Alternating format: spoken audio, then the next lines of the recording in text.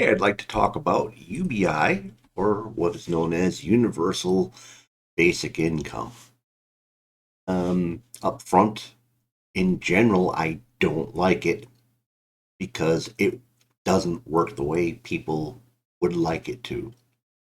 And I'm not talking in theory, I'm talking in actual practice. And we'll get into that in a bit. Now, I'm not completely closed minded to the idea because I can conceive of a methodology that would make UBI work in a way that would be highly beneficial. Uh, I don't think it could be practically implemented because politicians can't help themselves in terms of understanding that sometimes if a little is good, they always assume more is better. So let's get into this a bit. Now, there have been dozens of isolated mini tests, essentially community level, small regions in various countries around the world. And the biggest thing you can come away from, if you look at them as a group, is that the answer to its impact is inconclusive. Some of the programs seem to have worked well and the others didn't. And I'll tell you right now, it's because you lumped them all together. There are actually some very specific characteristics of the tests that worked versus the ones that didn't that we'll get into a little bit further on in the video. Now, the main thing to understand, this is me getting into my Hayekian view of the world, uh, everything is a function of human behavior. If you come up with a program and your program is designed to try to change human behavior, you can almost guarantee failure. You're not going to get the results you want. If you come up with a program that recognizes natural human behaviors and attempts to leverage them in a natural way, there's a much greater chance such a program would succeed. Now, UBI has kind of crept into libertarian circles. There's actually a UBI caucus in the Libertarian Party. I don't know how big it is, but I do know it exists. And their big the way they justify it is Milton Friedman was for UBI, and this is true. He absolutely did write articles and papers dealing with UBI in support of it. However, I think a lot of the people who are taking Milton Friedman in this as their avatar for proof that this is kind of a libertarian concept are not taking Friedman in context. So the main thing to understand what Friedman was trying to say is he supported UBI as a replacement for all other social welfare programs. So in his mind, he looked at the typical Western country, and in any country you might see a dozen, if not dozens, of different programs that hand out money in different ways to people. And typically, each program had its own set of criteria to become involved with the program. Essentially, demanding a certain behavior, demanding a certain uh, level of poverty, uh, all kinds of different things. And so the way Friedman looked at it, he said, oh, well, you got dozens of different government programs all offering people money. And they're basically saying, you can have this money if you do this for us. And also, we want to track your life and put you in our system and write everything down and talk to you on a routine basis. And the way Friedman looked at it was like, okay, this is detrimental to freedom. So his goal with UBI was to increase human freedom. So what he envisioned was this UBI would give a chunk of cash to people, perhaps monthly, and everybody would get it. No strings attached. No means testing at all. So the richest billionaire would get the same stipend as the bum sitting on the corner drinking booze, living in a cardboard box. And his logic was, because there are no requirements, no prerequisites, that the government officials won't be prodding around in people's lives, trying to get them to act a certain way. They will be free to choose what to do with this money. Now, that's not the same as saying that UBI is better than not having UBI. He's saying UBI is better than having a myriad of government programs. And in that, I can agree with to a certain extent. But the big problem, of course, is if somehow you are able to advance UBI. Okay, perfect example. Let's look at Yang when he was pushing his UBI program. At no point did he ever say that he was going to eliminate any other government program. He was just going to add UBI to all the existing programs that are there. So it's very anti-Friedman in its execution. So, yeah, I think we've made the point there. So Friedman wasn't as concerned with the goodness of UBI. He was concerned with it being better than what currently most countries have. Okay, so there's an interesting thing that happens. So the UBI supporters will cherry pick the particular programs that worked and kind of downplay the ones that didn't, coming up with various reasons for why they think they didn't work. But I think they miss probably the biggest qualifier that does make them work. Interestingly, there are two very large programs. Now, I don't actually consider the Alaska oil dividend that Alaska residents get to be a form of UBI, but UBI supporters really like Alaska as a good example. And we'll tear into that in a second. So, yeah, why not? Let's talk about it immediately.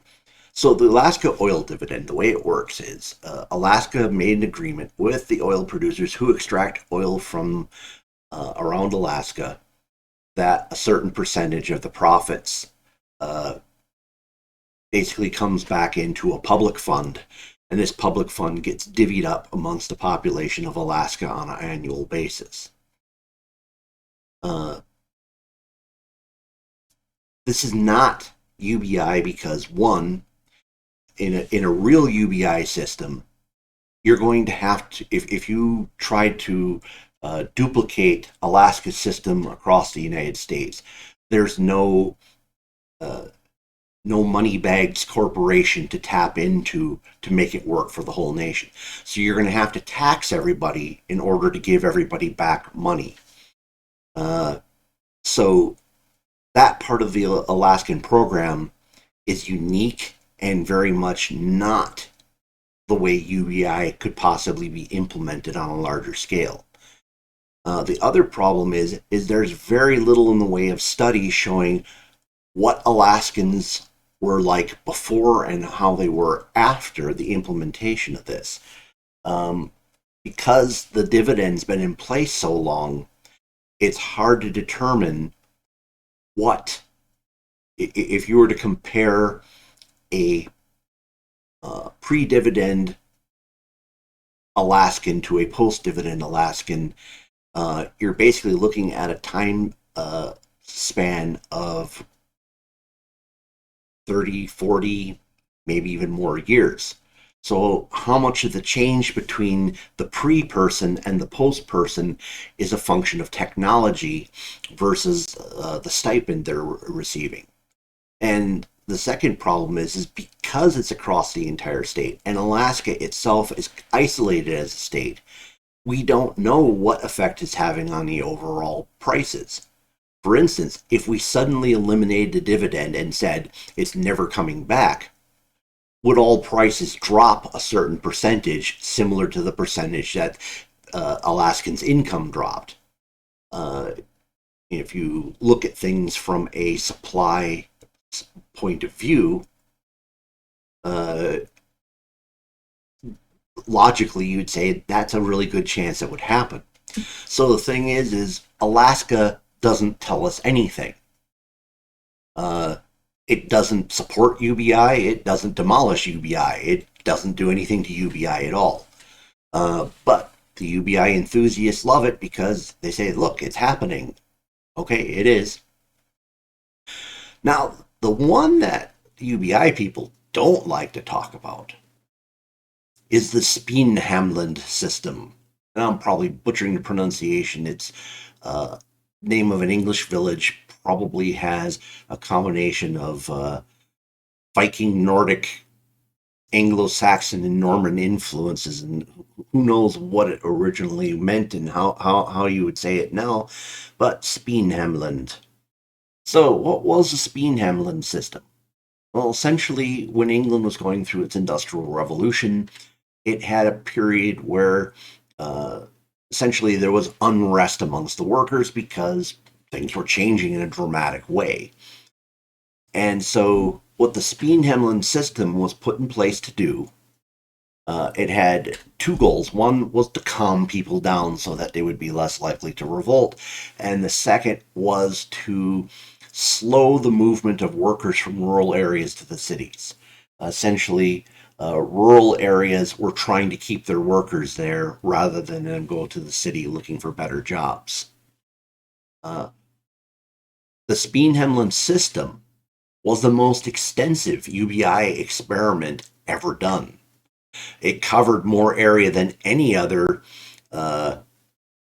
program has, unless you want to claim Alaska, which I think I've already kind of pointed out Alaska doesn't fit.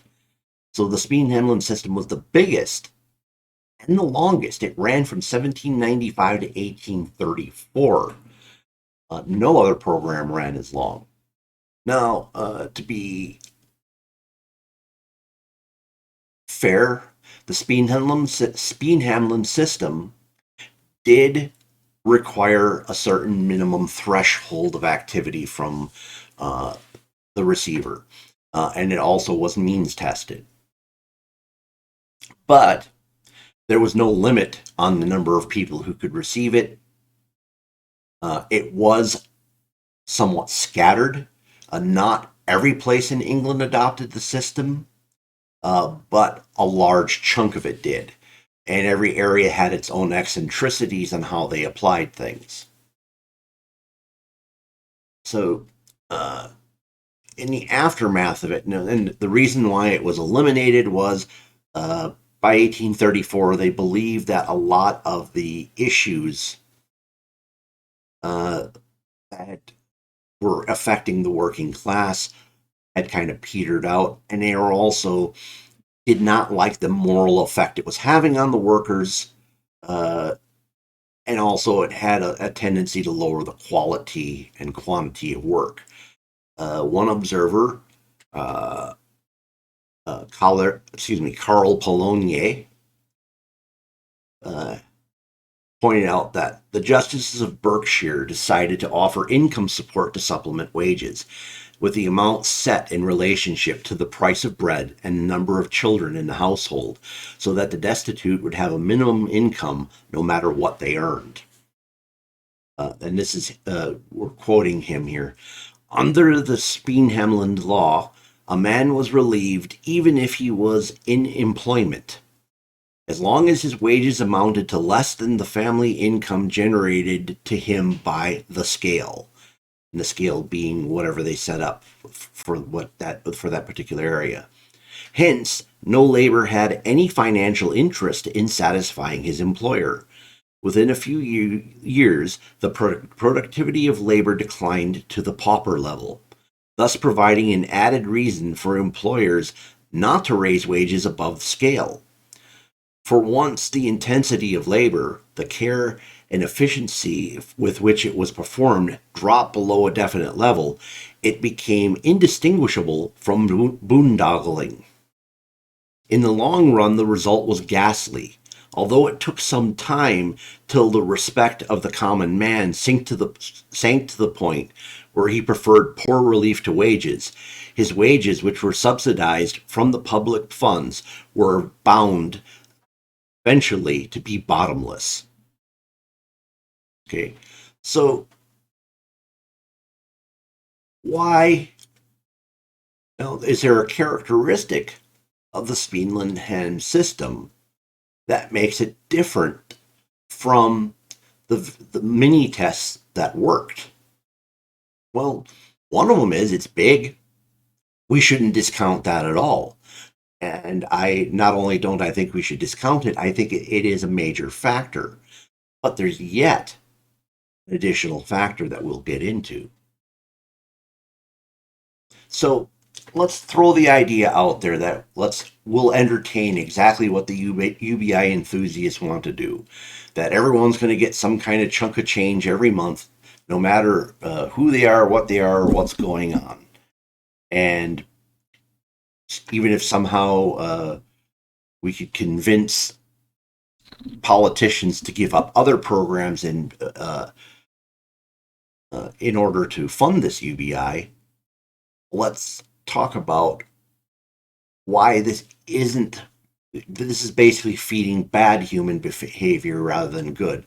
This is attempting to engineer people rather than getting them to leverage qualities that they would do naturally.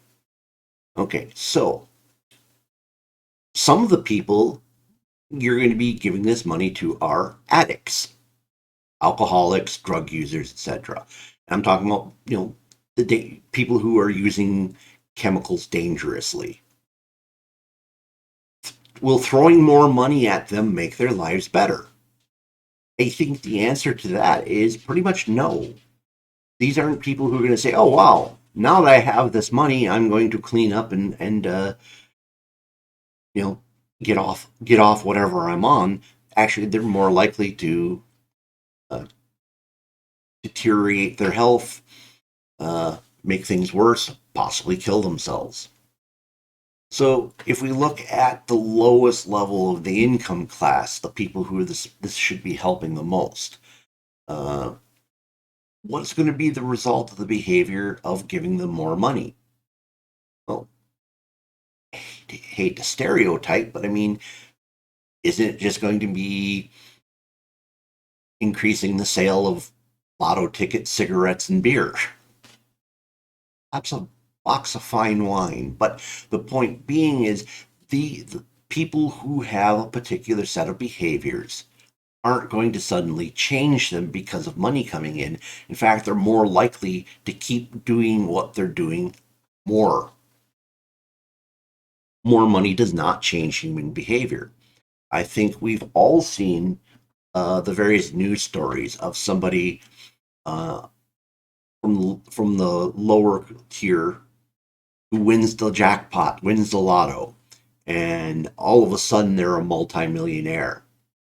And within a year or two, they're on the news saying, they're destitute, life's been horrible, and they're saying that winning the lotto was the worst thing that ever happened to them. Because if you're accustomed to living a certain way on the money you're getting, and you don't put great thought into what you would do with more money, there's no way you can change your behavior and plan. Some people will, but overwhelming majority of people won't. What this program is attempting to do is trying to the result's going to be more consumption because that's human behavior. Give them more money, they'll have more consumption. Is more consumption going to make people better? I'd say the answer is no. Now we're going to get into the studies that worked, the pilot programs that actually worked. Okay, universally, the UBI experiments that worked targeted very small areas. A couple of cities, a village, maybe the equivalent of like a county or a parish or whatever subunit was in the particular country. Uh, and the other thing they all shared in common is they had an absolute set deadline. When they started, they came in and said, okay, 12 months from now, 18 months from now, on this date will be the absolute last check. Now, why would that make a difference?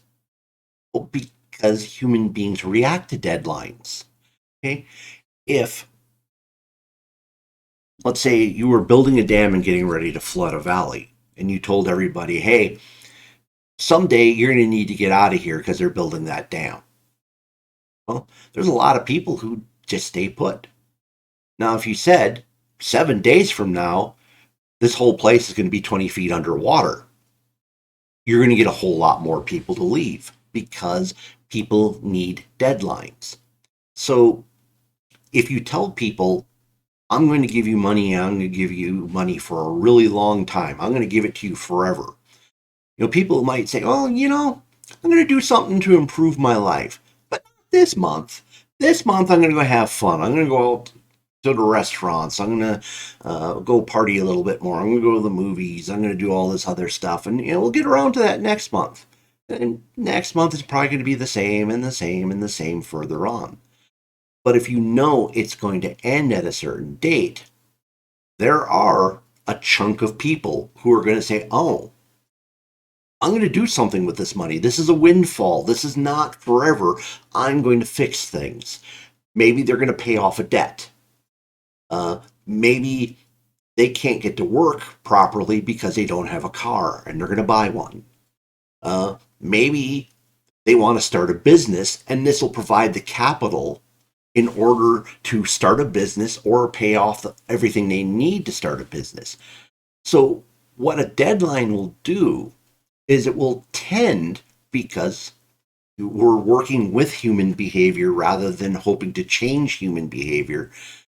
When you put this deadline in place, people are more likely, or okay, let's say more people are likely, because it may not be a majority, but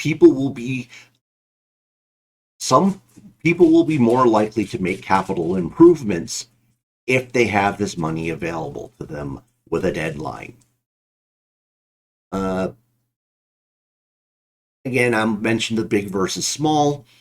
A lot of the UBI people will sit there and say, oh, well, look, this UBI experiment worked great in this one town. It'll work great if we apply it to a country of 350 million people. There's no reason to believe that. Speen Hemland basically kind of tells us it might not. So they're extrapolating things that don't make sense. Whereas I'm willing to say, yes, if you make it a small area and you put a deadline on it, it very well might work. And it seems to have in a bunch of cases.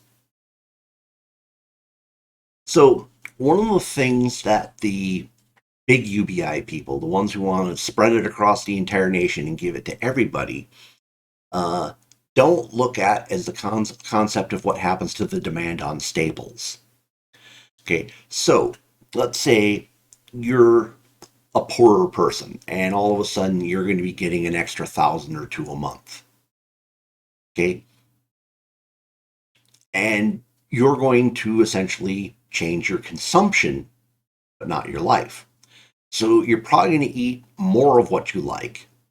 You're going to probably buy food items and other staples that typically were out of your reach with your income level. So what you've done is you've increased demand on all the items that are the most critical to people surviving on. But you didn't increase the supply of them. So if you increase demand but you don't increase supply, and you do this across an entire nation, odds are really good that all you're going to do is raise the prices on the things the poorest people need the most. And you're literally going to nullify whatever money you put into it. In very short order, the prices will rise to match the new demand. Now you're going, well, can you prove that could happen? Well, yeah, there's this thing called COVID-19 stimulus payments. Now, mind you, that was an extreme version of things, but we got to see it play out. Stop people producing, give them money, let them demand. Increase demand, drop productivity. Now, in the case of a UBI, you wouldn't be necessarily dropping productivity, but you might. You'd definitely be increasing demand without increasing productivity at all. Now, a lot of the case studies on the UBI experiments typically show some level of decrease of work hours, meaning people do opt to work less. So you would probably also get a drop in productivity on top of this. So, how would you make this work? Well, putting it all together, if you did it small and had a fixed endpoint, it has a really good chance of working. So let's say let's say we picked the 10 poorest counties in the United States. Said, okay, for the next year, you're all going to get an extra $2,000 a month for 1 year and 1 year only. Here's a likely scenario. People in that county, no, probably the majority are just going to live like they were before, but consume a little bit more.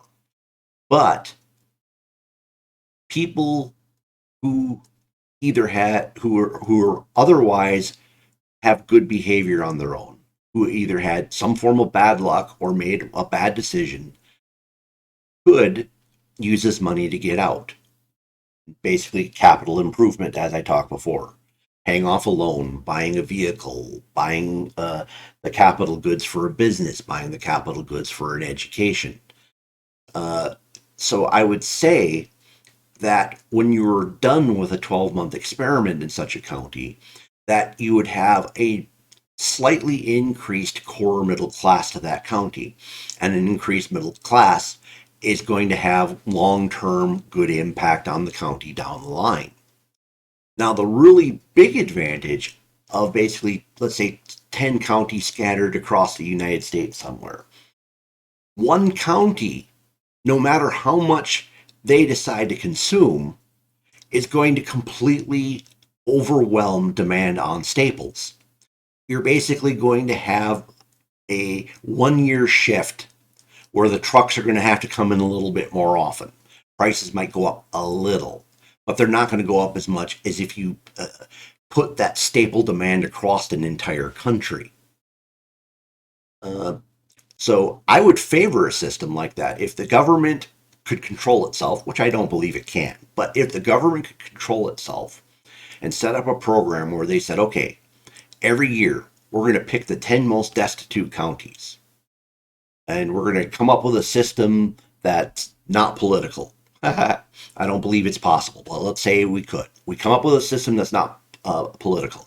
It's a purely objective standard that the 10 worst counties, that when they meet a certain metric, they're the ones that get picked for the year.